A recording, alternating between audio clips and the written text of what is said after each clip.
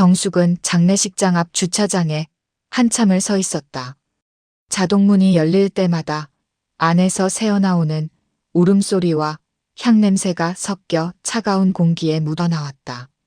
그 모든 소리가 자신을 부르는 듯 했지만 발끝은 좀처럼 바닥에서 떨어지지 않았다. 아들 한준의 이름이 새겨진 영정이 바로 앞에 있다는 현실이 문을 열고 들어서는 순간 더 명확하게 자신을 찌를 것 같아서였다. 정숙은 손에 쥔 장갑을 꼭 쥐었다. 장갑 틈새로 손등의 뼈마디가 도드라졌고 차갑게 굳은 손끝이 자신의 심장보다 더 떨리는 것 같았다. 이 작은 떨림조차 감당하기 힘들었다. 아들 한준. 이름만 떠올려도 가슴 안쪽에서 무엇인가가 쓸려나가는 듯한 통증이 일었다. 20살 간 넘긴 나이에 아직 생일 케이크의 촛불도 몇 번 더 불어야 했던 아이가 교통사고로 세상을 떠났다는 연락을 받았을 때 정숙은 신발을 신는 것도 잊은 채 맨발로 집 앞 마당을 뛰쳐나가 울부짖었다. 그날 밤 자신의 심장이 잠시 멎었다가 겨우 다시 돌아온 느낌이었다. 그런데 지금 눈을 감아도 떠올라야 할 건 아들의 얼굴인데 정숙의 시야에는 다른 인물이 먼저 떠올랐다. 남편 기철. 마지막 밤에도 그는 집에 없었다. 사고 소식을 듣고 연락했을 때도 그는 술과 도박판 사이 어딘가에 있었고 장례식장에 도착했을 때는 이미 눈이 풀린 채 비틀거리고 있었다. 정숙은 그 모습을 떠올리며 이를 악물었다. 자식의 시신 앞에서조차 정신을 차리지 못하는 남편을 이제 더 이상 남편이라고 부르고 싶지 않았다. 긴 숨을 내쉰 뒤 정숙은 무거운 걸음을 옮겨 자동문을 열고 안으로 들어갔다. 안내 데스크 앞에서 고개를 숙이는 조문객들이 있었고 멀리 영정 사진이 놓인 빈소가 보였다. 한준의 사진 속 미소는 여전히 밝았고 장례식장의 조명은 그 미소를 더욱 선명하게 비췄다. 그 모습에 정숙은 또다시 무너지는 느낌이 들었다. 왜 너였니? 왜 하필 우리 아들이었니? 그때 쪽문에서 무언가 소란스러운 소리가 들렸다. 정숙은 고개를 돌렸다. 기철이었다. 정장 상의는 한쪽으로 삐뚤어져 있었고 머리는 헝클어져 있었다. 손에는 종이컵에 담긴 소주가 들려 있었고 걸음은 휘청거렸다. 정수가 나왔다. 우리 한준이 우리 아들. 혀가 꼬인 목소리가 빈소 복도를 울렸다. 정숙은 잠시 눈을 감았다. 지금 이 순간만큼은 아무 일 없기를, 조용히 지나가기를 바랐지만 안 될 걸 알았다. 기철은 빈소 앞까지 와서는 갑자기 손에 든 소주를 바닥에 내던졌다. 종이컵이 눌리며 알코올 냄새가 퍼졌고 조문객들이 놀라 뒤로 물러났다. 왜 내 아들 죽었어? 왜? 기철의 외침은 절규라기보다 술 기운이 실린 울분에 가까웠고 감정이라기보다는 혼란이었다. 정숙은 다가가 그를 붙잡으려 했지만 기철은 손을 휘저으며 소리를 질렀다. 너 때문이야. 너가 애를 붙잡고 너무 꽉 잡아서 애가. 그 말은 정숙의 가슴을 찢어놓았다. 아들의 죽음 앞에서조차 책임을 회피하려는 남편의 발악을 보며 그녀는 참았던 눈물을 닦지도 못한 채 굳어버렸다. 그 순간 장례식장 직원이 다가와 기철을 붙잡으려 했지만 기철은 힘으로 밀쳐내며 난동을 부렸다. 부의금 어딨어? 부의금. 내놔. 다 내놔. 내가 지킬 거야. 내 아들 거니까 내가 지켜. 정숙의 머리가 하얘졌다. 아들의 영정 앞에서 부의금을 찾는다는 말 자체가 믿기지 않았다. 정숙은 기철의 뺨을 내려쳤다. 네가 그러고도 아빠라고 할 수 있니? 기철은 이미 눈에 광기가 서려 있었다. 정숙은 한 걸음 뒤로 물러나며 자신이 더 이상 이 사람과 같은 인생을 살 필요가 없다는 사실을 깨닫기 시작했다. 하지만 끔찍한 장면은 여기서 끝나지 않았다. 부의금함을 찾은 기철은 직원들을 밀치고 조문객들이 보는 앞에서 봉투들을 쓸어 담기 시작했다. 이거 다 내 거야. 우리 한준이 거야. 건드리지 마. 정숙은 그 자리에서 다리에 힘이 풀려 주저앉았다. 아들의 장례식, 그 세상에서 가장 슬픈 자리에서 가장 부끄럽고 추한 일이 벌어지고 있었다. 조문객 몇 명이 기철을 붙잡으려 했지만 기철은 비틀거리며 그들을 밀쳐냈다. 도박 빚 갚아야 한단 말이야. 그놈들이 오늘 안 갚으면 오늘. 순간 정숙의 온몸이 얼어붙었다. 그 말은 사실이었다. 기철은 이미 수천만 원의 빚을 지고 있었고 딜러들에게 협박을 받는 상황이었다. 정숙은 몇 번이나 말렸지만 남편은 이미 자신을 통제할 수 없는 사람이 되어 있었다. 정숙이 겨우 일어서려 할 때였다. 장례식장 밖에서 거친 발소리와 욕설이 들렸다. 여기야. 이 자식 여기 있어. 부의금 가져갔다며. 빨리 내놔. 문이 벌컥 열리자 4명의 사내들이 안으로 들이닥쳤다. 기철은 그들을 보는 순간 얼굴이 창백해졌다. 정숙은 두 손으로 입을 틀어막았다. 제발 이곳만은 우리 아들 안마는. 하지만 사내들은 빈소를 아랑곳하지 않고 고래고래 소리를 질렀다. 돈 내놔. 부의금 다 가져왔다며 내놓으라고. 여기서 도망칠 줄 알았냐? 장례식장이면 우리가 못 올 줄 알았어? 조문객들이 술렁이며 뒷걸음질 쳤다. 정숙은 어떤 말을 해야 할지, 무엇을 해야 할지조차 떠올리지 못했다. 기철은 봉투가 든 검은 비닐을 움켜쥔 채 구석으로 몰렸다. 아니야. 이건 우리 아들 거라고. 건들지 마. 그 모습은 슬픔이 아니라 추악한 집착이었다. 정숙은 그 장면을 바라보며 깨달았다. 자신이 더 이상 지킬 수 있는 건 남편이 아니었다. 지켜야 하는 건 자기 자신, 그리고 아들의 마지막 존엄이었다. 빈소 안은 더 이상 애도의 공간이 아니었다. 절망과 폭력, 탐욕과 붕괴가 뒤섞인 지옥이었다. 정숙은 떨리는 다리를 붙잡고서 조용히 일어섰다. 마지막으로 영정 속 아들의 미소를 바라보았다. 그 미소는 어떤 고통도 모르는 듯 맑았고 그래서 더욱 가슴을 찢었다. 미안해, 한준아. 엄마가 내 마지막 길에서 이런 꼴을 보게 해서 정말 미안해. 정숙의 손이 가슴을 움켜쥐었다. 그리고 그녀의 눈에 남편의 몰락과 자신의 결심이 동시에 선명해지기 시작했다. 기철이 몰린 구석은 빈소 한쪽 접이식 의자들이 쌓여있는 공간이었다. 그는 그 사이에 몸을 숨기듯 웅크리고 있었고 검은 비닐봉지를 품에 안은 팔은 떨리고 있었다. 사내 4명은 그런 기철을 가로막으며 점점 다가왔다. 야, 기철.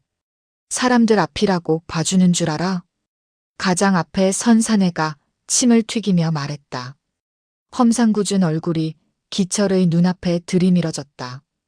어디서 감히 부의금에 손을 대? 그것도 애 장례식장에서? 아니야, 나 잠깐 맡아둔 거야. 기철의 변명은 떨렸다.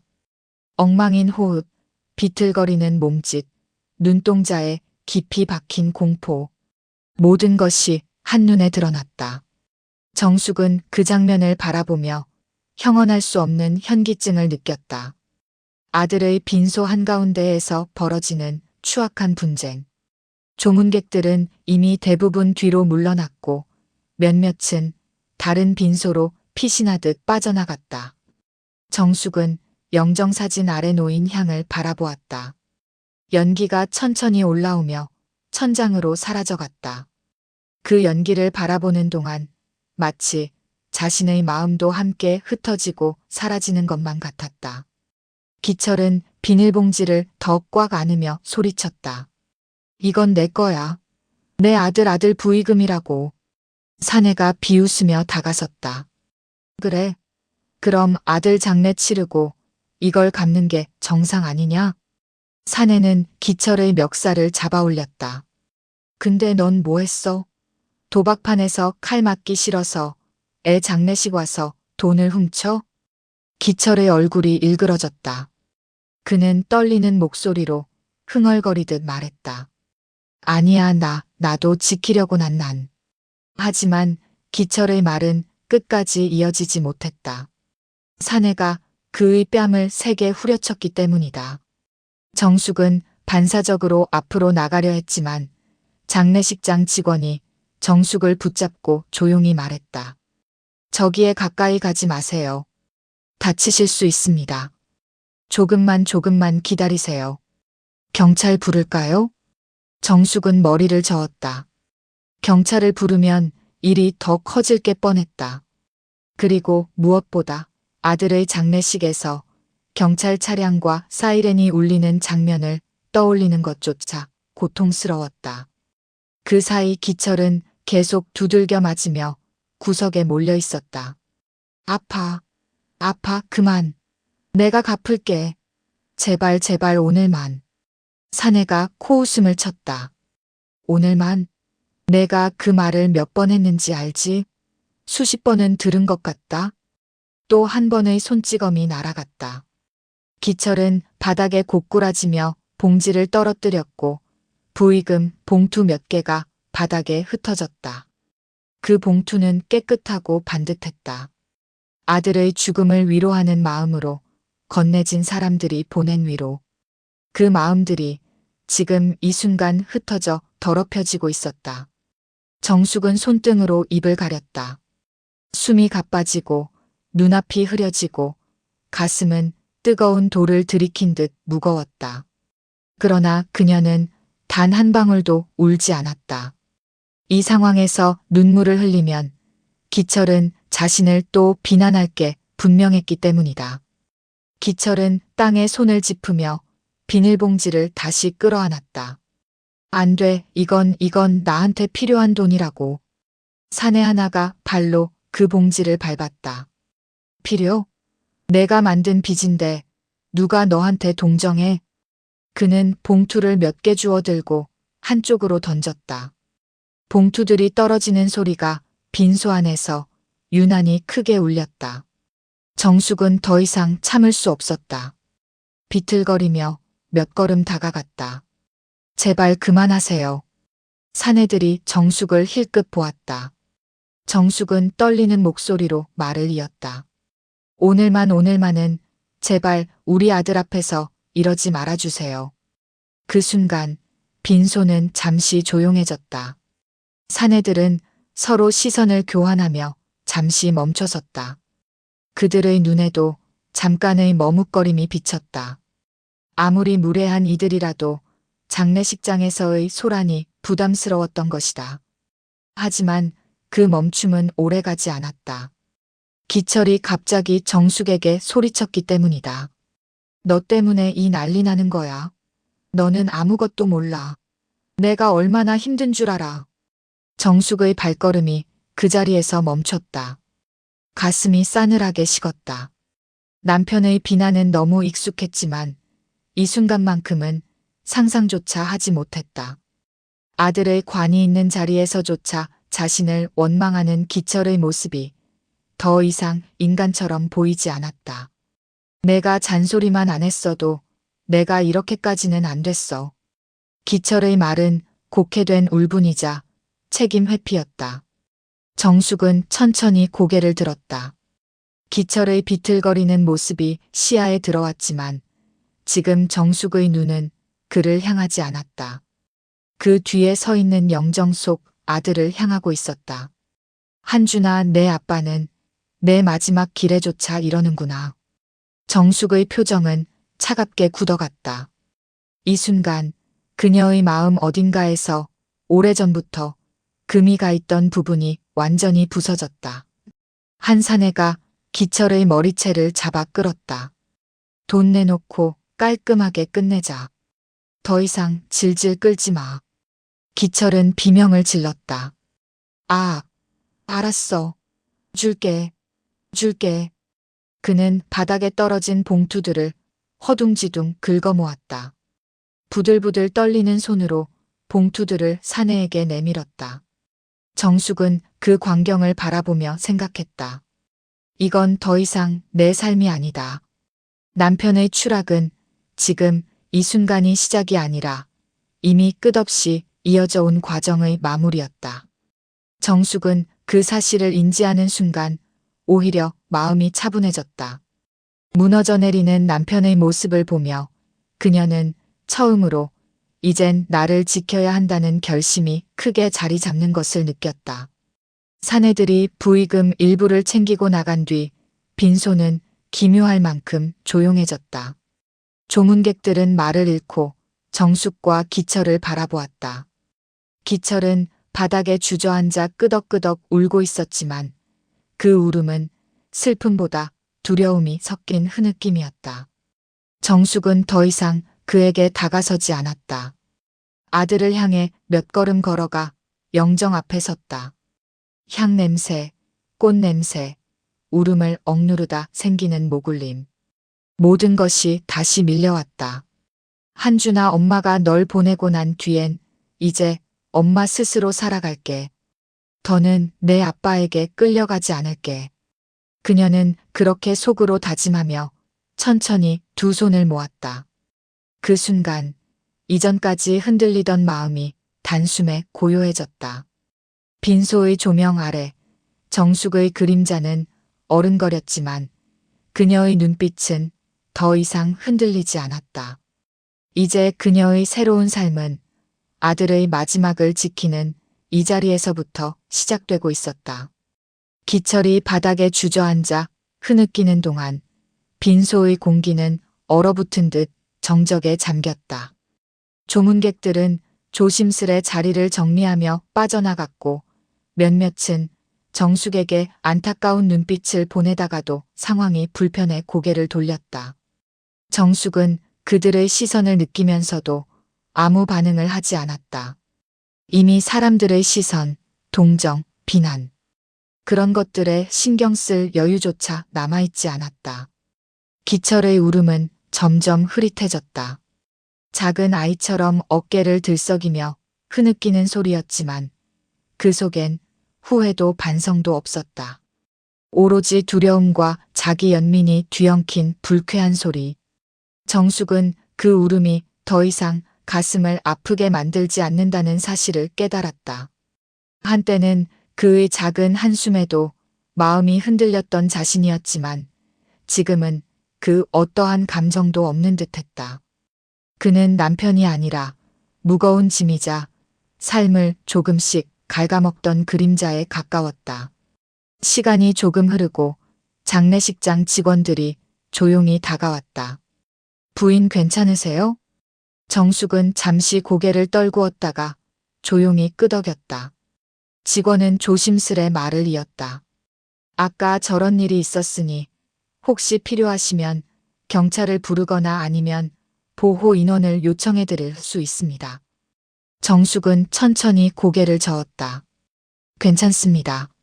오늘은 그냥 아무 일도 더 일어나지 않았으면 좋겠어요. 직원은 안쓰러운 표정으로 고개를 숙이고 물러났다. 빈소엔 다시 정숙과 기철 그리고 영정 속 한준만이 남았다. 정숙은 한참 동안 그 자리에서 움직이지 않았다. 아들의 미소를 바라보고 있노라면 마음 한편이 천천히 무너졌다 세워지고 또 무너지는 과정을 반복하는 듯했다. 이상하게도 울음은 나오지 않았다.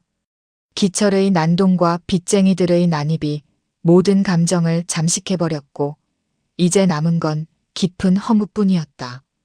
그때 구석에서 들려오는 바스락거리는 소리가 정숙의 생각을 끊었다. 기철이 흩어진 봉투들을 다시 모으고 있었다. 아직도 손에 남은 부의금이 있을까 두리번거리며 바닥을 긁는 그의 모습은 마치 쓰레기 더미에서 남은 조각을 찾는 사람처럼 비참했다. 정숙은 잠시 눈을 감았다. 그 모습조차 더 이상 분노를 일으키지 않았다. 모든 감정이 이미 소모된 듯했다. 정수가. 기철이 작은 목소리로 불렀다. 정숙은 대답하지 않았다. 기철은 기어오듯 자리에서 일어나 정숙의 옆까지 왔다. 비틀거리는 그의 몸에서 술 냄새가 진하게 풍겼고 얼굴은 멍과 눈물로 얼룩져 있었다. 그는 정숙의 가슴께에 손을 뻗으려다가 정숙이 눈길도 주지 않는 걸 확인하고는 허공에서 손을 멈췄다. 나 좀 도와줘. 기철의 목소리는 간절하지 않았다. 살기 위한 핑계이자 기생하려는 몸부림이었을 뿐이었다. 정숙은 고개를 돌려 그를 바라보았다. 그리고 아주 담담한 목소리로 말했다. 무슨 도움을 원해? 기철은 잠시 머뭇거리더니 입술을 달싹였다. 나 오늘 밤만 도와줘. 그놈들 또 올지도 몰라. 나 혼자면 죽을지도 몰라. 그 말에 정숙은 깊은 숨을 들이마셨다. 아들의 장례식 한복판에서 자식의 죽음보다 자기 목숨 걱정을 먼저 하는 남편. 그리고 그 이유가 도박 빚 때문이라는 사실. 정숙은 그의 얼굴을 잠시 똑바로 바라보았다.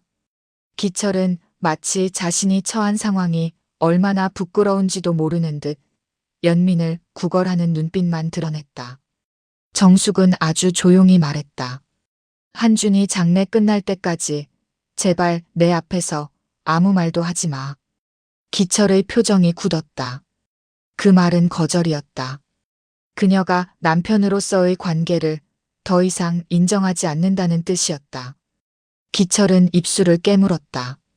잠시 흔들리던 눈빛 속에서 분노가 번쩍였다. 너 지금 나버리려는 거야? 정숙은 대답하지 않았다. 대답할 가치도 없었다. 기철은 정숙의 무심한 표정을 보더니 갑자기 소리를 질렀다. 내 잘못이잖아.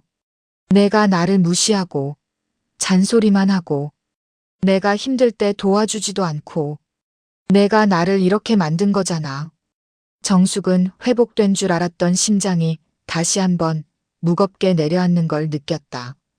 이 남자는 끝까지 책임을 타인에게 돌리는구나. 아들마저 잃은 이 상황에서도 변하지 않는구나. 빈소의 조명 아래 정숙의 그림자는 움직이지 않았다. 그녀는 감정을 숨기지 않았다. 그저 아무 표정 없이 기철을 바라봤다. 그래. 정숙이 말했다. 단 한마디였지만 그 안에는 20년 넘게 쌓인 모든 절망과 포기가 담겨 있었다. 그래. 내 말대로 해. 내 잘못이면 그렇게 생각하고 살아. 기철은 잠시 말을 잃었다. 자신의 분노가 상대에게 조금도 영향을 주지 못한다는 걸 깨닫고 흔들리는 눈빛이었다. 그는 더 큰 목소리로 말하려다 결국 입을 닫았다. 정숙은 고개를 돌려 영정 앞에서 다시 손을 모았다. 기철은 한동안 그곳에 서 있다가 결국 아무 말 없이 뒤로 물러났다. 그리고 기어가듯 빈소 밖으로 사라졌다. 그의 뒷모습은 더 이상 남편이 아니었다. 무너진 인간의 그림자에 가까웠다. 정숙은 자리에 앉아 천천히 눈을 감았다. 머릿속에는 아들의 웃음소리가 어렴풋이 떠올랐다. 아들의 생전 목소리, 작은 습관, 사소한 투정들. 그 모든 것이 갑자기 떠오르고는 파도처럼 사라졌다. 그 순간 정숙은 비로소 울음을 터뜨렸다. 억눌렀던 감정이 한꺼번에 쏟아졌고 소리도 없이 눈물이 흘러내렸다. 그 밤 아들의 장례식 첫날 정숙의 내면에서 오래전부터 무너지고 있던 세계가 완전히 부서져 내리고 있었다. 그리고 그 파괴된 틈 사이로 아주 미세하지만 분명한 빛이 비치기 시작했다. 그 빛은 새로운 시작을 의미하고 있었지만 지금 당장은 눈물에 가려 보이지 않았다. 정숙이 울음을 멈췄을 때 빈소 안은 이미 익숙한 정막으로 잠겨 있었다. 촛불은 거의 다 타들어가 짧아져 있었고 향은 색에 남짓 깜빡이며 서 있었다. 조문객들의 발길은 어느새 끊기고 장례식장의 직원들은 조용하고 조심스럽게 밤을 정리하고 있었다. 정숙은 눈가를 닫고 일어났다. 몸이 어딘가에 매달렸던 무게가 순식간에 빠져나간 듯 가벼웠지만 그 가벼움은 슬픔이 아니라 무력함에 가까웠다. 그녀는 영정 앞에 가까이 다가갔다. 아들의 미소는 밤새 조금도 변하지 않았다. 하지만 정숙의 얼굴은 몇 시간 사이에 몇 년은 늙은 듯해 보였다. 한준아. 정숙은 영정 앞에서 낮게 속삭였다. 이제 엄마가 잘 보낼게. 마지막까지 엄마가 지킬게. 그녀는 조용히 촛불을 정리하는 직원과 눈이 마주쳤다. 직원은 말없이 고개를 숙이며 기다리고 있었다. 정숙은 한 번 더 영정 사진과 관을 바라본 뒤 깊게 숨을 들이마셨다. 마지막 인사 시작하세요. 직원의 말에 정숙은 관 옆에 서서 두 손을 가슴 앞에서 모았다. 빈소의 문이 닫힌 뒤 장례 절차는 조용히 이어졌다. 아침이 밝기 전까지 몇 번의 의식이 남아 있었고 정숙은 하나하나를 정성스럽게 지켜냈다. 기철은 이후 빈소로 돌아오지 않았다. 그 덕분에 마지막 시간만큼은 고요했다. 관을 닫는 순간 정숙의 가슴은 다시금 쥐어짜듯 아팠다. 손가락 끝은 차갑게 굳었고 숨은 목 안에서 걸렸다. 직원이 천천히 관 뚜껑을 내릴 때 정숙은 끝내 참지 못하고 한 걸음 물러선 채 입술을 깨물었다. 이제 정말 보내는구나. 손을 뻗어 닿을 수 없는 거리. 평생 다시는 만나지 못할 거리.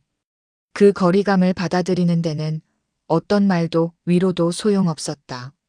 화장터로 이동하는 차량의 관을 싣는 동안 정숙은 멍하니 서 있었다.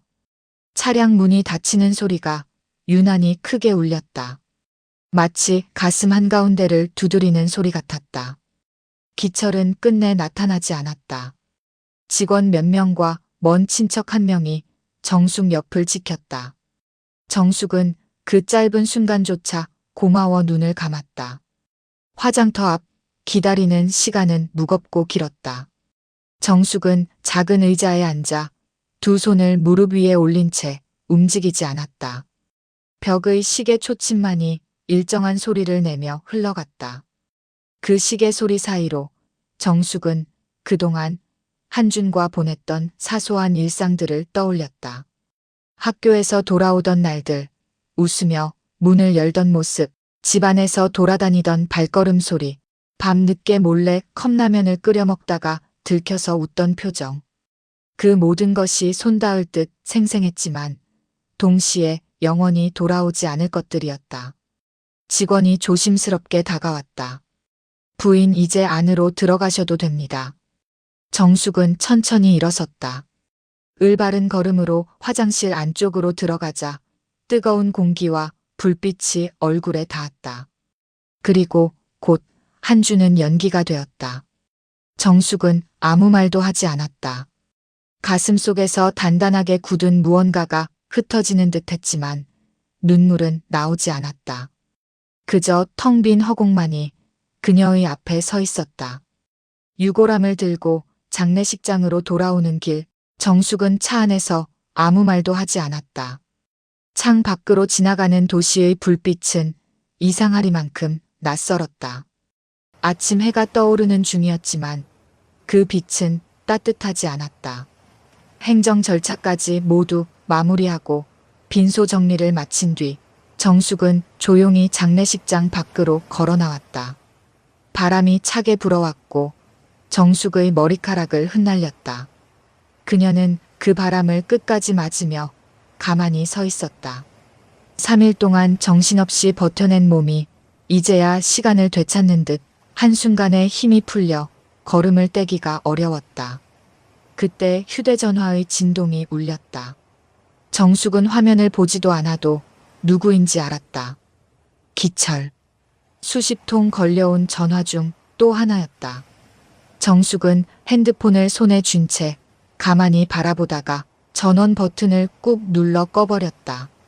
그 순간 그녀의 마음속 어딘가에서 오래전부터 잠겨있던 문 하나가 닫혔다. 더는 흔들리지 않는 문, 다시 열릴 일이 없는 문이었다. 정숙은 조용히 한 걸음 내딛었다. 그리고 또 한 걸음. 장례식장 주차장을 벗어나며 그녀는 자신도 모르게 속삭였다. 이제 시작이야. 바람은 차가웠지만 그 속엔 작고 미세한 자유의 냄새가 섞여 있었다. 남편이 완전히 무너져 내리는 동안 정숙은 아주 미약하지만 분명하게 홀로 서기를 준비하고 있었다. 아들의 마지막 길이 끝나고 정숙의 새로운 길이 그 자리에서 막 시작되고 있었다. 장례식이 끝난 지 사흘째 되는 아침. 정숙은 눈을 뜨자마자 방 안에 맴도는 무거운 공기를 느꼈다.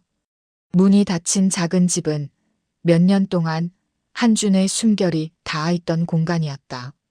책상 위에 놓인 노트 몇 권, 침대 아래 구겨져 있는 운동화, 장롱문에 걸린 얇은 재킷. 모든 것이 그대로였다. 정숙은 침대 끝에 앉아 한참을 움직이지 않았다. 밤새 뒤척이던 여파로 몸이 무겁게 가라앉았지만 마음은 공허하게 비어 있었다. 무엇을 먼저 해야 할지, 오늘 하루를 어떻게 살아야 할지조차 감이 오지 않았다. 휴대폰 배터리는 꺼져 있고 부엌에 남은 식재료는 거의 없었다. 장례를 치르는 동안 모든 생활이 멈췄기 때문이다. 정숙은 식탁에 앉아 조용히 물 한 잔을 마셨다. 차가운 물이 내려가면서 빈속이 뒤틀렸지만 딱히 불편함을 느낄 여유도 없었다. 그 순간 현관문에서 철컥 소리가 났다. 정숙은 몸을 경직시켰다. 초인종도 없이 누군가 문을 잡아당기고 있었다. 정숙아, 문 좀 열어봐. 나야 나라고. 기철의 목소리였다. 술 기운은 없었지만 그보다 더 위험한 초조함이 묻어나는 목소리였다. 정숙은 대답하지 않았다. 문 쪽으로 가까이 가는 대신 부엌 쪽으로 천천히 물러섰다. 문을 두드리는 소리가 커졌다. 그리고 기철의 목소리는 떨리기 시작했다. 정숙아, 제발 좀 열어봐. 나 죽게 생겼어. 정숙은 눈을 감았다. 이미 예상했던 일이었다. 장례식장에서 난동을 부리고 부의금을 빚쟁이들에게 넘긴 뒤 기철이 앞으로 겪게 될 일은 이미 눈앞에 그려졌기 때문이다. 그러나 예상했다고 해서 받아들일 준비가 되어 있는 건 아니었다. 나 너한테 할 말 있어. 진짜 중요한 말이야. 문 좀 열어봐. 정숙은 문 너머의 기철 그림자를 바라보았다. 발치에 들이운 그의 그림자는 불안정하게 흔들리고 있었다. 정숙은 조용히 말했다. 그냥 가. 오늘은 아니야.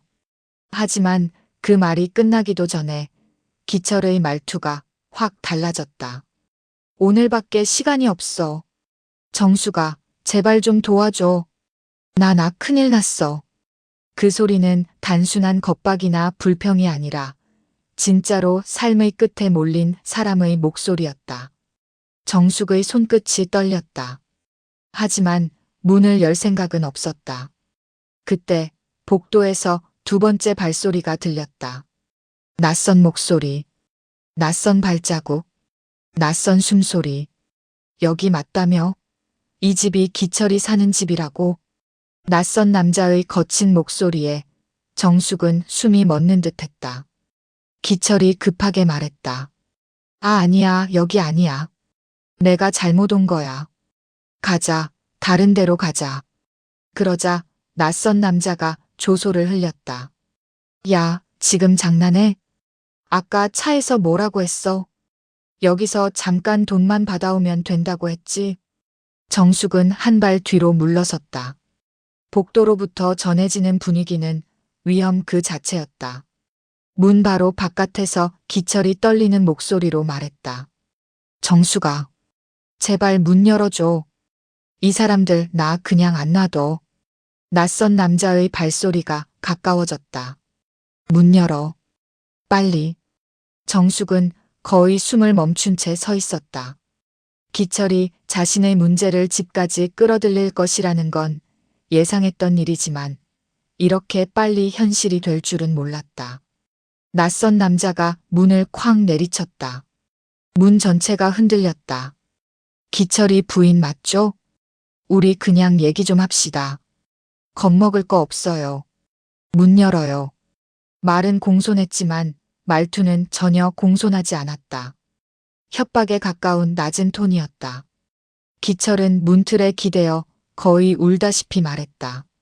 정수가 미안하다. 정말 미안하다. 근데 나 오늘 안 갚으면 진짜 죽는데. 정숙의 손끝이 서늘하게 차가워졌다. 정확히 이런 상황 때문에 장례식장에서도 그 난동이 벌어졌고 부의금까지 털렸던 것이다. 그리고 지금 그 후폭풍이 그녀의 집 문 앞까지 밀려온 것이다. 기철이 문을 두드리며 말했다. 문 열어줘. 문 좀 열어줘. 정숙아. 정숙은 깊게 숨을 들이마셨다. 그리고 아주 조용히 그러나 확실하게 말했다. 기철아. 여기까지야. 문 밖이 순간 조용해졌다. 기철도 낯선 남자도 아무 말이 없었다. 정숙은 더 단단한 목소리로 말했다. 내 문제는 내가 해결해. 나는 더 이상 관여 안 해. 기철이 순간 믿을 수 없다는 듯 웃었다. 뭐라고? 너 내가 날 버려? 지금? 이런 상황에서? 정숙은 대답하지 않았다. 그러자 낯선 남자가 기철에게 말했다. 야, 내 마누라가 너 버린대. 그럼 우리랑 같이 가야지. 기철이 비명을 지르려 했다. 그러나 남자의 말이 먼저 이어졌다. 좋아. 문은 안 열어도 돼. 우린 따로 얘기하지. 발소리가 멀어지는 듯 했지만 완전히 사라지지는 않았다. 기철이 그제야 겁에 질린 목소리로 외쳤다. 정수가 제발, 제발 이러지 마. 내가 잘못했어. 한 번만 도와줘. 정숙은 더 이상 말을 하지 않았다. 기철의 울부짖음 속엔 아들에 대한 슬픔도 가족을 지키려는 의지도 없었다. 오로지 자신을 구해달라는 절박함 뿐. 정숙은 문에서 몇 걸음 물러난 뒤 깊게 숨을 내쉬었다. 바깥에서는 남자들의 다급한 말소리, 발걸음, 짧은 실랑이가 들렸다. 그러다 마침내 복도 전체가 고요해졌다. 정숙은 조심스럽게 현관문 앞까지 걸어갔다. 문고리를 잡지는 않은 채 귀를 가까이 댔다. 아무 소리가 없다. 정숙은 천천히 등을 펴고 카드를 손에 쥔 채 문을 잠갔다. 그리고 문에서 떨어져 나와 방 안 가장 조용한 곳에 앉았다. 손끝은 여전히 떨리고 있었지만 마음은 오히려 차분해지고 있었다. 이제 진짜 끊어낸 거야. 기철이 어떻게 되든 그의 선택들이 어떤 끝을 향하든 그건 더 이상 정숙의 몫이 아니었다. 창밖으로 겨울 햇빛이 스며들었다. 아침 공기는 차갑고 날카로웠지만 그 속엔 미세한 자유의 냄새가 배어 있었다. 정숙의 새로운 삶은 남편의 몰락이 현실로 굴러떨어지는 순간부터 더 뚜렷하게 시작되고 있었다. 아침 햇빛이 창틀을 스치고 지나갈 무렵 정숙은 가늘게 떨리는 손을 쥐어짜며 늦은 아침 준비를 했다. 식탁 위엔 오래전 한준이 좋아하던 머그컵이 여전히 놓여 있었다. 어쩐지 치우기 어려워 그걸 손에 들었다가 다시 내려놓았다. 정숙은 냉장고에서 우유를 꺼냈다. 그 순간 식탁 위 휴대폰이 진동하기 시작했다. 전원을 켜둔 뒤 급하게 충전했더니 미처 확인하지 못한 문자 알림이 순간적으로 몰려왔다. 은행 자동이체 실패 알림. 관리실 이번 달 관리비 확인 요청. 학교 한준 학생 관련 서류. 그리고 무엇보다 정숙의 마음을 압도한 건 한 통의 문자였다. 기철 미안하다. 오늘만 피하게 도와줘. 나 좀 살려줘. 제발. 문자 하나에도 심장이 울컥했지만 정숙은 더 이상 답장을 보내지 않았다. 문자는 이내 다시 울렸다. 기철문 안 열어준 거 아직도 믿기지가 않아. 내가 너한테 얼마나 아무튼. 정숙아, 나한테 조금만. 정숙은 메시지를 삭제했다. 손끝은 떨렸지만 마음은 흔들리지 않으려 애썼다. 정숙은 늦지 않게 출근하려고 외투를 챙겨 나섰다. 아들을 잃은 지 며칠 되지 않았지만 일을 쉬어버리면 오히려 무너질 것 같았다. 무언가에 매달리고 있어야만 버틸 힘이 생길 것 같기도 했다. 회사 문 앞에 들어서자 몇몇 동료들이 조심스레 다가왔다. 선배님 장례 치르느라 고생 많으셨죠? 힘내세요 할 말은 많은데 잘 모르겠네요. 정숙은 씩 웃으려 했지만 얼굴이 굳어 미완성된 표정이 되었다. 그때 팀장이 호출했다. 정숙 씨, 잠깐 들어올래요? 회의실 안은 어색하게 조용했고 팀장의 표정은 복잡하게 뒤틀려 있었다.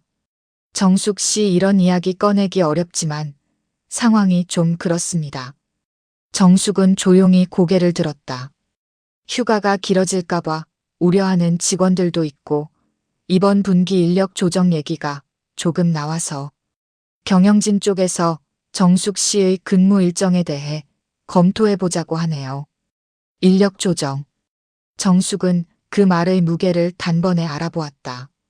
제가 당분간은 정상 출근 가능합니다.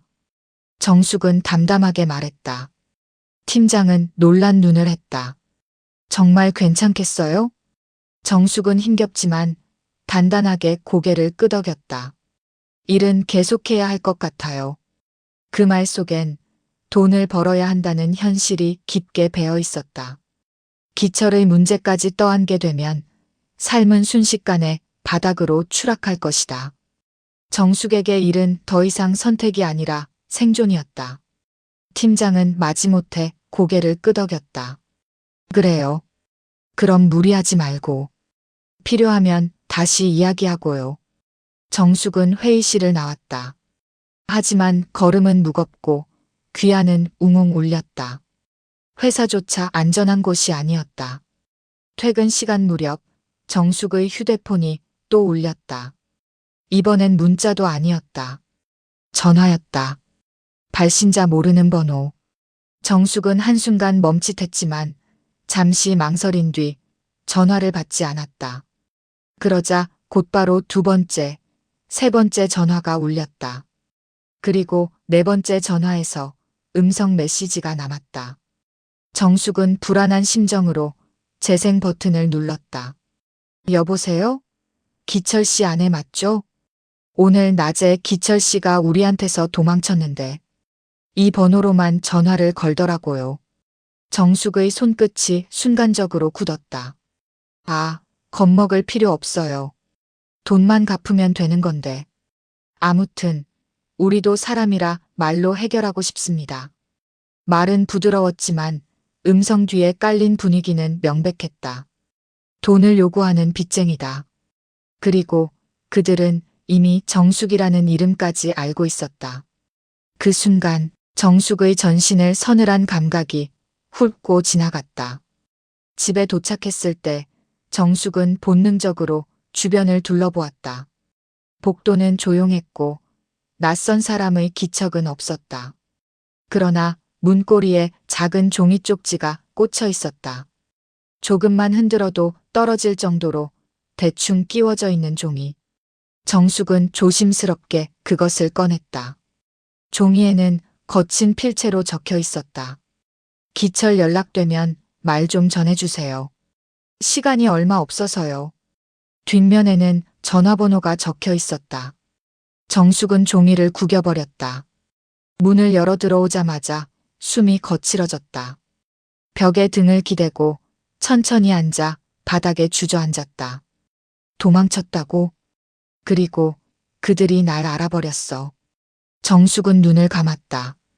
심장은 귀에 닿을 만큼 요란히 뛰었다. 그러나 동시에 마음 깊은 곳에서 어떤 결심이 움트고 있었다. 이제 더 이상 뒤로 갈 수 없다. 기철을 감싸주고 이해해주고 기다려주던 삶은 이미 끝났다. 지금 남은 건 오직 현실이다. 기철은 더 깊은 나락으로 빠져들고 있었고 그 폭발이 정숙의 삶을 향해 날아오고 있었다. 정숙은 천천히 일어섰다. 눈은 더 이상 흔들리지 않았다. 이제 주도권은 나야. 그녀는 오래전부터 미뤄왔던 한 가지 결심을 꺼냈다. 정숙은 옷장 아래 깊숙이 넣어둔 작은 서류철을 꺼냈다. 그 안엔 보험 문서, 한준이 남긴 계좌 정리, 집 계약서, 그리고 무엇보다 기철과의 재산 분리 기록 초안이 들어 있었다. 정숙은 그걸 책상 위에 펼쳤다. 그리고 펜을 꾹 잡아쥐고 첫 줄을 적기 시작했다. 밤늦은 골목, 기철은 비틀거리며 도망치고 있었다. 구두는 벗겨져 있고 얼굴엔 멍이 퍼져 있었다. 코피는 굳어서 입가까지 번져 고약한 냄새가 났다. 그의 호흡은 다급했고 가로등 아래 그림자는 비틀거리며 흔들렸다. 뒷골목 너머로 남자들의 목소리가 들렸다. 저쪽으로 갔어. 잡아. 오늘 끝내야 돼. 기철은 벽을 짚으며 필사적으로 몸을 끌었다. 핸드폰은 어디로 떨어졌는지 모른다. 정숙에게 마지막으로 전화를 걸고 도망치다가 잃어버렸다. 정숙. 정숙아, 내가 문만 열어줬으면. 그 생각은 곧 분노로 번졌다. 나를 이렇게 만든 게 누군데. 나 혼자 잘못한 것도 아니잖아. 내가 왜 이런 꼴이 되어야. 그러나 기철이 스스로에게 내뱉은 그 변명은 자신의 몰락을 막아주지 않았다. 멀리서 남자들의 발소리가 점점 가까워졌다. 기철은 비틀거리며 다시 뛰기 시작했다. 숨이 끊어질 듯 가쁘게 몰아쉬었다. 그리고 어둠 속으로 사라지며 마지막으로 중얼거렸다. 정숙아, 내가 날 버려서 이렇게 된 거야. 그 말은 어둠 속에서 메아리도 없이 사라졌다. 밤 11시. 정숙은 서류철을 모두 정리하고 마지막 페이지에 사인을 했다. 그녀의 삶에서 기철을 지우는 첫 공식적인 행동이었다. 펜을 내려놓는 순간 손이 떨리고 심장이 조여들었지만 어디선가 묘한 해방감이 함께 밀려왔다. 정숙은 창문을 열었다. 겨울바람이 차갑게 들어와 방 안을 스쳤다. 그 바람 속엔 두려움도 있었지만 더 강한 것은 새로 시작될 삶의 무게였다. 그녀는 조용히 속삭였다. 내가 살아야 해. 그리고 그 말은 조용하지만 강한 선언이었다. 밤이 깊었다. 거리에는 차량 소리와 사람들의 발자국만 간간히 울렸다. 정숙은 집안에 홀로 남아 창문 밖을 바라보았다. 멀리 가로등 불빛이 반짝이며 길 위를 비췄지만 그 빛도 집안의 긴장과 불안을 가릴 수는 없었다. 문득 초인종이 연속으로 울렸다. 이번엔 단순한 방문자가 아니었다. 낯선 남자들의 기세가 문 너머에서 느껴졌다. 정숙은 이미 예상했다. 장례식 이후 불어닥칠 후폭풍의 일부였다. 문 열어. 안 열면 좋게 끝나지 않아. 거친 목소리가 복도에 울렸다. 정숙은 손을 떨며 문을 향해 걸었다. 하지만 마음은 이미 굳어 있었다. 이제는 더 이상 도망칠 수도 숨을 수도 없었다. 그녀가 문을 열자 3명의 남자가 문 앞에 서 있었다. 한 명은 몸집이 크고 2명은 날렵하지만 눈빛은 날카로웠다. 그들의 손에는 분명 위협적 물건이 있었고 입술 틈에서 뿜어져 나오는 낮은 웃음은 조롱으로 가득했다. 정숙 씨, 기철이 돈 안 준다면서요. 오늘 밤까지 해결 안 하면 곤란해지겠죠. 몸집 큰 남자가 말했다. 정숙은 숨을 고르고 눈을 감았다가 떴다. 기철과 제 일은 제가 처리하겠습니다. 당신들이 할 일은 제가 연락드릴 때까지 기다리는 겁니다. 남자들의 표정이 순간 굳었다. 하지만 이내 날카로운 웃음으로 바뀌었다. 말은 그럴듯하게 하네. 근데 현실이랑 다르다는 거 곧 알게 될 거야. 그 순간 정숙은 단호하게 발걸음을 옮겼다. 문을 닫아주세요. 그리고 확실하게 잠궜다. 남자들은 잠시 망설였지만 도리어 문을 두드리며 큰 소리로 협박했다. 정숙은 숨을 고르고 책상 위 서류철을 손에 들었다. 그 순간 몸 안 깊숙이 긴장과 결심이 섞였다. 이제 그녀는 더 이상 피해자가 아니었다. 정숙은 곧바로 경찰과 법률 상담을 위해 자료를 준비했다. 보험 서류, 집 계약서, 한준의 계좌 정보, 그리고 기철과 관련된 재산 기록. 그녀는 전화기를 들어 번호를 누르고 침착하게 설명을 시작했다. 안녕하세요. 저는 기철 씨와 관련된 문제로 상담을 원합니다. 저는 더 이상 그의 선택과 행동에 휘말리지 않을 겁니다. 법적으로 대응하고 싶습니다. 전화 건너편에서 상담사는 잠시 숨을 고른 뒤, 좋아요. 지금 자료를 보내주시면 내일 바로 검토해드리겠습니다. 단호한 목소리가 정숙의 결심을 확인시켜 주었다. 그녀는 휴대폰을 내려놓고 깊게 숨을 들이마셨다. 손끝에 남은 떨림이 조금씩 사라지고 있었다. 마음속 한쪽에서 아들의 죽음 이후 처음으로 내가 주도하는 삶의 느낌이 스며들었다. 같은 밤 기철은 도시 외곽의 허름한 모텔에 있었다. 술 기운은 사라졌지만 몸과 마음은 완전히 무너져 있었다. 도박 빚은 눈덩이처럼 불어나고 빚쟁이들은 그의 위치를 이미 알고 있었다. 발걸음을 옮길 때마다 누군가 따라오는 듯한 기분이 들었다. 작은 불빛 속에서 그림자가 끊임없이 흔들렸다. 그는 문득 자신이 더 이상 숨을 곳이 없다는 걸 깨달았다. 정숙, 내가 날 버렸기 때문에 내가 이렇게 된 거야. 그는 거울을 보았다. 얼굴은 창백하고 눈동자는 흔들리고 있었다. 온몸에 멍과 상처가 남아 있었지만 그는 스스로를 피해자로 여기고 있었다. 그때 문을 두드리는 소리가 들렸다. 모텔 방문을 격하게 두드리는 소리. 기철은 얼어붙었다. 야, 여기 있네. 오늘 끝내자. 낯선 남자들의 소리였다. 기철은 발을 구르며 방 안을 뛰었다. 구석에서 휴대폰을 찾으려 했지만 이미 잃어버린 상태였다. 도망칠 길은 점점 좁아졌다. 그의 마음속 마지막 희망은 정숙이 문을 열어줄 것이라는 어리석은 기대였다. 하지만 그 기대는 이미 사라진 상태였다. 정숙은 집에서 고요히 창밖을 바라보았다. 멀리서 들리는 발걸음 소리, 자동차 경적, 낮게 울리는 경찰 사이렌. 모두 그녀의 삶과 기철의 몰락이 겹쳐진 소리였다. 그녀는 서류철을 붙잡고 천천히 책상 앞에 앉았다. 이제 결심은 확실했다. 아들의 죽음과 남편의 난동, 빚쟁이들의 위협 속에서 정숙은 스스로 삶의 주도권을 되찾기 시작했다. 그때 문 밖에서 남자들의 목소리가 사라졌다. 정숙은 숨을 고르고 서류철을 가슴 앞에 안았다. 이제 시작이야. 정숙의 속삭임 속엔 두려움도 있었지만 그보다 강한 결심과 힘이 담겨 있었다. 그리고 저 멀리 기철은 이미 끝을 향해 달려가고 있었다. 도망칠 곳도 도움도 없었다. 몰락은 빠르게 피할 수 없이 다가오고 있었다. 이튿날 아침 정숙은 전날 밤 정리한 서류철을 다시 꺼내 검토했다.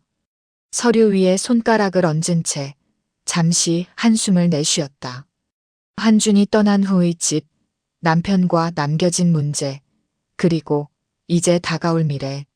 모든 것이 그녀를 압박했지만 동시에 마음 한쪽에는 묘한 단단함이 자리 잡고 있었다. 한편 기철은 도시 외곽의 낯선 모텔에서 벽을 짚고 주저앉아 있었다. 그의 손에는 이미 남은 돈이 거의 없었고 도박 빚은 눈덩이처럼 불어나 있었다. 그리고 그를 기다리는 건 단순한 폭력과 협박이 아니라 법과 현실의 냉정한 심판이었다. 문 밖에서 발자국이 다가왔다. 낯선 남자의 목소리가 벽 너머에서 들렸다. 야, 오늘 끝내자. 피할 곳 없어. 기철은 몸을 떨며 일어섰다. 눈앞이 아득하게 흔들렸다. 도망칠 수 있는 길은 없었다. 이제는 진짜로 몰락을 맞이할 시간이었다. 그 순간 모텔 방문이 격하게 열리며 두 명의 남자가 들이닥쳤다. 기철은 반쯤 몸을 날려 달아나려 했지만 복도는 좁았고 발걸음은 무겁게 흙과 먼지를 밟았다. 한 남자가 손을 내밀어 그의 팔을 낚아챘다. 끝났어, 기철아. 남자의 목소리는 낮고 차가웠다. 기철은 뒤틀리며 소리쳤다. 제발, 제발. 그러나 절망은 이미 그의 몸을 붙들고 있었다. 어둠 속에서 기철의 발걸음과 숨소리는 점점 느려지더니 결국 그는 그 자리에서 무너지고 말았다. 정숙은 그동안 쌓아둔 서류를 정리하며 한숨을 돌렸다. 법률 상담을 통해 기철과 관련된 재산 분리, 채무 처리, 보험금 수령 절차까지 모두 준비가 끝났다. 그녀는 이제 진짜로 한준의 남은 삶과 자신의 삶을 홀로 책임질 준비가 되어 있었다. 그녀는 은행과 연락을 취하고 필요한 서류를 제출하며 점점 현실 속에서 자신의 주도권을 확인했다. 정숙의 표정은 초반의 긴장과 공허함을 거쳐 단호하고 차분한 결심으로 바뀌어 있었다. 며칠 후 정숙은 회사로 출근하며 주변 동료들과 조금씩 일상적 대화를 나눌 수 있게 되었다. 장래 이후의 공백, 기철의 폭주, 그리고 빚쟁이들의 위협까지 모두 지나간 뒤였다. 정숙은 여전히 외롭고 때때로 한숨이 나오지만 그녀의 삶 속에는 자신의 결정으로 길을 만드는 힘이 생겼다. 집으로 돌아오는 길, 정숙은 조용히 미소 지었다. 창밖으로 보이는 겨울 햇빛이 밝게 스며들고 있었다. 이제 그녀는 아들을 잃은 슬픔과 남편의 난동 속에서도 스스로의 삶을 선택하고 살아갈 힘을 되찾았다. 같은 날 밤 기철은 모텔에서 결국 경찰과 빚쟁이들 사이에서 잡히고 말았다. 그는 이미 모든 선택지를 잃은 상태였다. 술에 취해 도망치던 그의 몸은 멍투성이었고 정신은 흐릿했다. 기철의 눈앞에는 더 이상 길이 없었다. 도망칠 수도 구할 수도 없는 현실이 냉정하게 그를 압박했다. 그는 마지막으로 정숙을 떠올렸다. 정숙아, 내가 날 버렸기 때문에. 하지만 그 말은 어둠 속에서 메아리조차 없이 사라졌다. 기철은 자신이 만든 선택과 파국 속에서 완전히 몰락했다. 그의 삶은 이제 더 이상 회복 불가능한 상태였다. 정숙은 창밖을 바라보며 깊게 숨을 들이쉬었다. 겨울 공기가 차갑지만 마음속 한쪽에서 묘한 평온이 스며왔다. 그녀는 이제 아들의 기억을 가슴에 담고 남편의 난동과 몰락을 뒤로하고 스스로 살아갈 길을 찾았다. 기철의 몰락과 혼돈 속에서도 정숙은 새로운 삶의 첫걸음을 내딛었다. 그리고 그 발걸음은 단호하고 결연하며 무엇보다 자유로웠다. 이제 나의 삶이야. 그 말과 함께 그녀는 문을 닫고 조용히 한 발자국 앞으로 나아갔다. 아들의 죽음과 남편의 폭주, 그리고 몰락까지 겪은 끝에서 정숙의 삶은 이제 완전히 그녀의 손 안에 있었다. 며칠 후 기철은 경찰과 빚쟁이들의 손을 떠나 법정으로 향하게 되었다. 그는 재판정에 앉아 있었지만 눈빛은 공허했고 입술은 떨렸다. 그의 옆에는 변호사조차 제대로 서 있지 않았다. 재판 중 정숙은 법정 방청석에 앉아 그의 모습을 바라보았다. 기철의 얼굴은 창백하고 힘없었으며 과거의 폭력과 난동이 남긴 흔적만 남아 있었다. 그 순간 정숙의 마음속에는 더 이상 분노가 없었다. 그녀는 단지 차분히 속으로 중얼거렸다. 이제 끝이야. 나의 삶은 나의 것. 기철은 마지막 변명을 내뱉었지만 그 말은 법정에서도 정숙의 마음속에서도 공허하게 흩어졌다. 그의 몰락은 완전히 현실이 되었고 그는 돌이킬 수 없는 패배자로 남았다. 정숙은 재판이 끝난 후 집으로 돌아와 깊은 숨을 내쉬었다. 창밖의 햇살이 밝게 들어왔고 겨울 공기는 차갑지만 신선했다. 그녀는 홀로 남은 삶을 스스로 설계하기 시작했다. 집을 정리하고 한준의 기억을 따뜻하게 간직하며 정숙은 새로운 일상을 만들었다. 은행, 보험, 법률 상담을 통해 모든 불확실성을 제거했고 스스로의 힘으로 경제적, 정신적 독립을 이루었다. 마지막 장면에서 정숙은 창문 너머로 도시의 불빛을 바라보며 속삭였다. 나는 살아야 해. 그리고 살아갈 거야. 그녀의 눈빛은 이제 단호하고 자유로웠다.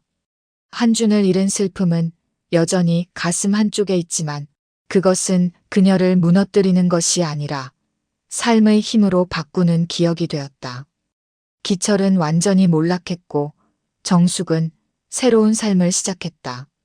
이제 남은 것은 그녀의 주도적 삶과 홀로서기 뿐이었다.